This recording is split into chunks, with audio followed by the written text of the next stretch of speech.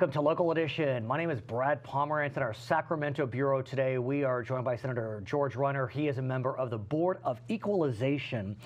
And sir, the board was in the news a lot lately. Usually the BOE is a little sleepy, but you had a lot of press. A few issues going. A few issues going. And I want to speak with you about, we'll call it the gas tax, which actually is not a sales tax, but an excise tax? Yeah, it's a kind of a combination of such, which is why we end up dealing with it. It was done about, 6 years ago, when the legislature and the governor at that point, Schwarzenegger, basically took money from transportation projects and used it to help balance the budget. And so then they created what was called this swap, this gas tax swap. And they created this deal to somehow cover up what was done.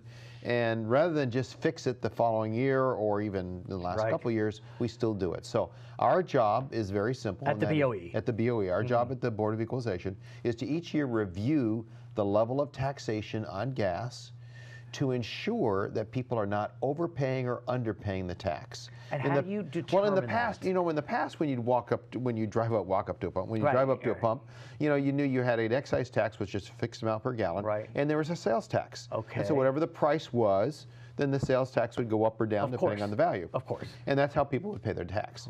Now they've combined it, the legislature combined it all, and now it takes us to take a review of what gas prices were in the past and what we think they're going to be in the future. Make projections. In order then to establish then the right amount of tax. And how do you determine the right amount of tax? Is there a sweet spot? It's a tax that basically says the tax should not be any more than the level of tax would have been under the old plan. Oh my. So that's where it gets really complicated. We wish it would just get undone altogether, go back to something much more transparent. So our job is not to worry about how much money goes to transportation. And that's a key point. It is. Because there was a lot of concern when the BOE was voting this time around that if you lowered the amount of tax, it would negatively impact transportation funding, which we know has been negatively impacted. But that's not our job. Our job is to ensure taxpayers, not transportation funding. It's a fascinating distinction, and one I think really wasn't well flushed out in the media. I felt as if the media really focused, and I'm part of it, but they focused on this issue that it's a loss. The punchline is, what was the vote? Well, the punchline was a 3-2 vote. And to lower the tax, because again, what the reality was, what we've had is we had people overpaying tax. And because the gas prices went down faster than we had anticipated last year, so people were actually overpaying, and so now we have to make an adjustment to correct that in the past, and also then to look forward in where we think it's going to be. So the reality is, in reality, state and local transportation were collecting more money than they should have.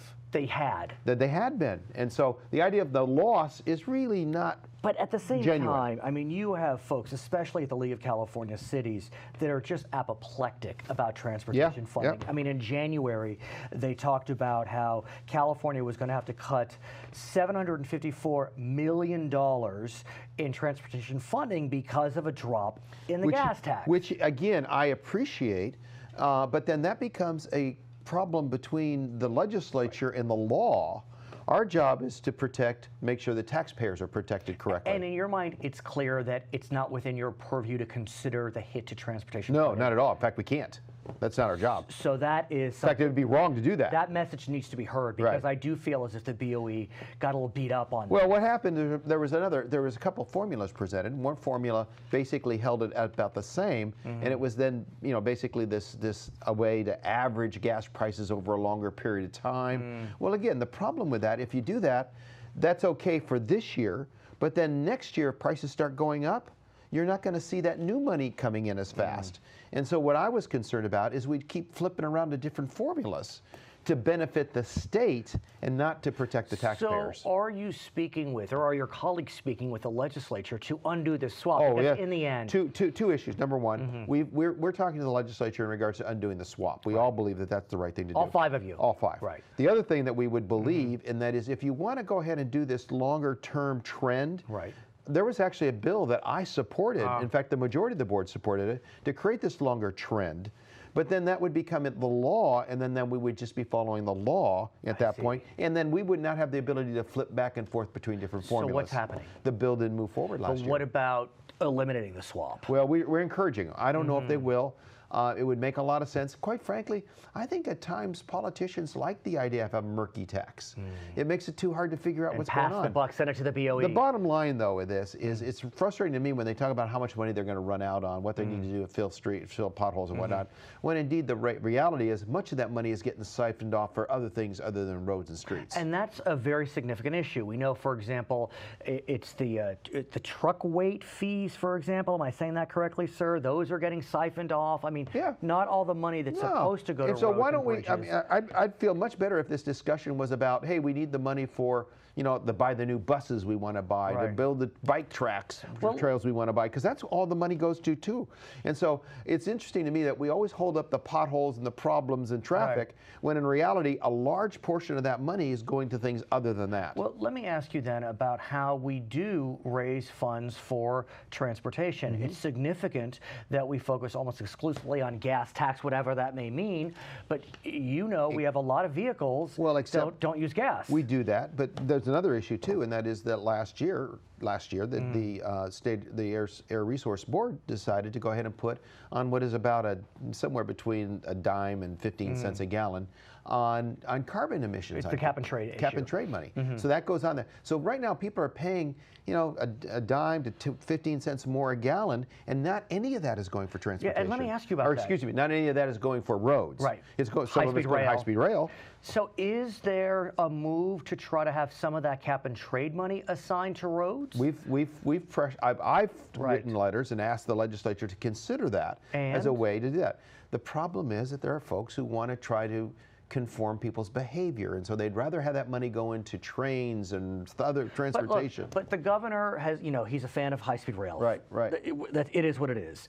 And I believe, is it 25% of cap and trade goes to high-speed rail? A third, 25 or a third, something like that. What about the other? Well, the other thing goes to other kinds of projects. Is it all accounted for? It's all, yes, and it's all supposed to go to things that are primarily bringing down carbon emissions. Right. So but couldn't one argue, sir, I don't mean to cut you off, that if you improve your roads, you're bringing down carbon emission, you're not wasting as much. If you believe the car is actually a contributor, then obviously cars that are in traffic jams create it. Or cars that are on roads that do not conform to modern standards because it causes wear and tear. And no, absolutely. There is, to me, before anybody talks about more money in terms of a new tax or how to tax differently, to me, that's a chunk of money that ought to be talked about. I may be naive, but it seems as if this could be bipartisan. I mean, Democrats and Republicans want more road funding. They're just not sure where to get it. And if you can get some from cap and trade, there's a conflict that doesn't seem to be letting up on that issue. The other question becomes, though, as I had hinted, there are many vehicles that don't pay gas tax because they don't use gas. And as a result of that, there's different ideas that are being looked at out there. The idea of paying a tax by miles. Right. There's this pilot program. And there's a pilot program going on right now. What do you think about that? This VMT pilot program. I don't know how it actually would work. I mean, you want me to self-report my miles? You want to put a little goodie in there to report to the government how many miles I've driven? I mean, if you voluntarily do it. Could be, but again, I don't know how you audit, how you check that. Right. So the reality is, I guess we are victims of our own success, right? We've been telling everybody to buy fuel-efficient cars. We've been telling everybody to buy, electric vehicles. We've been giving them bonuses and benefits if they go ahead and buy those They get to go in the vehicles. HOV lane. You get to drive faster. Right. And now all of a sudden we're saying, ooh, there's a consequence to this issue. I mean, the reality is we need to build roads. I don't believe, I think it's okay to build roads with other than gas tax money. You'll come back? Yes, absolutely. He is Senator George Runner, member of the Board of Equalization. I'm Brad Pomerance in Sacramento. It's Local Edition. Okay, thank you. That was great. Fascinating.